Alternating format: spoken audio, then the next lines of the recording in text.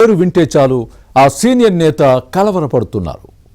అభ్యర్థి ఆమె అని తెలిసిన తర్వాత విజయం తనదే అనుకున్న ధీమా క్రమక్రమంగా సడలిపోతోంది. ఆ మహిళా నేత వ్యూహం ముందు ఆయనకు ముచ్చెమటలు పడుతున్నాయి. ఆమె అనుచర గణాన్ని చూసేసరికి ఫ్యాన్ గాలి ఆగిపోయి ఉక్కపోతకు గురవుతున్నారు. సైకిల్ సమర సన్నాహాలతో పంకా ఫీజులు పేలిపోతున్నాయి. ఇంతకీ ఎవరా నేతలు, ఏ పార్టీ, ఏ నియోజకవర్గం, ఆ సీనియర్ జూనియర్ మధ్య ఎన్నికల సమరం ఏ స్థాయిలో కొనసాగుతోంది? నిన్న మొన్నటి వరకు తనకు తిరుగు లేదనుకున్న ఆ నేత ఇప్పుడెందుకు డీలా పడ్డారు? Was the story?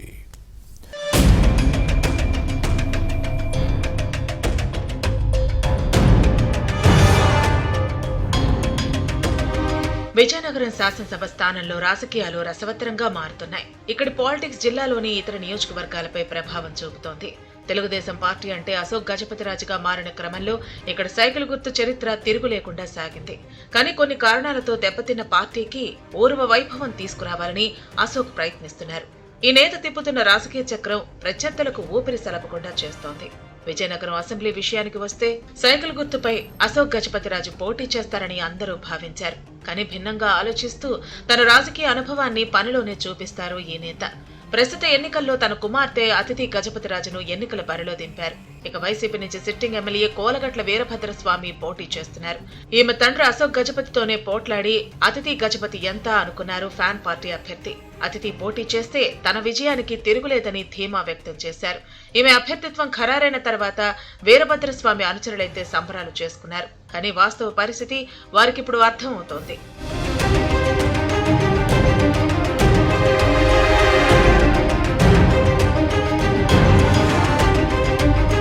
Vizianagaram TDP అభ్యర్థి అతిథి గజపతి పనితనం ఏంటో క్రమక్రమంగా వైసీపీ నేతలకు తెలిసొస్తోంది. తండ్రి అశోక్ గజపతిరాజు మార్గనిర్దేశం, అనుచరుల అండదండలతో పరిస్థితి ఈమెకు కలిసొచ్చేలా మారింది. సైకిల్ పార్టీ అభ్యర్థి వ్యూహం కోలగట్లకు కంటి మీద కొనుకు లేకుండా చేస్తోంది. వైసీపీలో ఈయనకు వ్యతిరేకంగా ఉన్న నేతల జాబితాలను డివిజన్ల వారీగా సేకరించారు. వారందరినీ తన వైపు తిప్పుకున్నారు. దీంతో విజయనగరం అసెంబ్లీ నియోజకవర్గ తెలుగుదేశం చరిత్రలో మునిపెన్నడూ లేని విధంగా వైసీపీ నుంచి టీడీపీలోకి వలసలు కొనసాగుతున్నాయి. సైకిల్ పార్టీలో చేరలేము అనుకునే వారు సైతం ఫ్యాన్ పార్టీలోనే కొనసాగుతూ కోలగట్ల రాజకీయ కోటను బద్దలు కొట్టడానికి వీలుగా పావులు కదిపేలా అతిథి గజపతి వ్యూహరచన చేశారు. అశోక్ పోటీ చేస్తే బాగుండేది అనుకునే వారందరూ ఇప్పుడు టీడీపీ అభ్యర్థి రాజకీయ కార్యకలాపాలకు చేకొడుతున్నారు. ఇటువంటి దూకుడే కదా కావాల్సింది అని కోరుకుంటున్నారు. పెద్దన దగ్గరకు వెళ్లి ఏం చెప్తాంలే అనుకునే గీతను అతిథి చెరిపేశారు. దీంతో నియోజకవర్గంలో పెద్దల నుంచి పిన్నెల వరకు అందరినీ కలుపుకొని పోతూ ఈ స్థానంలో తనదైన శైలిలో రాజకీయ ముద్రను వేస్తున్నారు.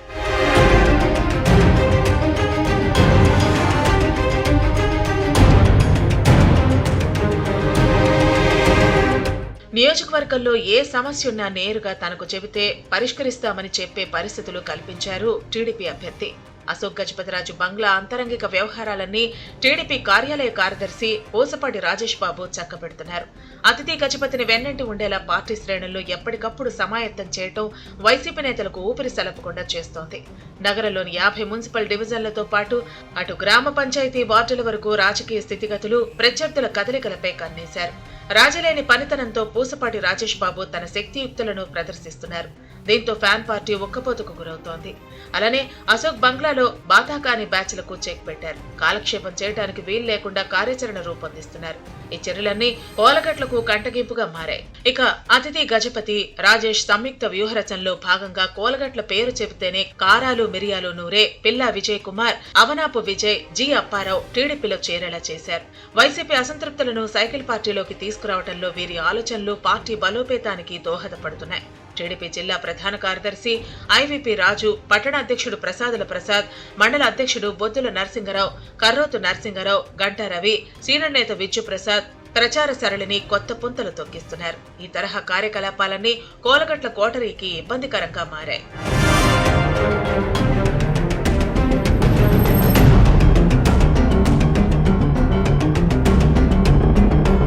మరోవైపు మంత్రి బొత్స సత్యనారాయణ కుటుంబంతో అనుబంధం ఉన్న నేతలందరూ విశాఖలో మకాం వేశారు.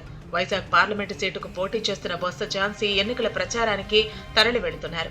ఈ ఎన్నికల్లో యుద్ధం ఏకపక్షమే అని కోలగట్ల కోటరీకి తొలి రోజుల్లో ఉన్న ధీమా ఇప్పుడు క్రమంగా సడలిపోతుందనే సంకేతాలు కనిపిస్తున్నాయి.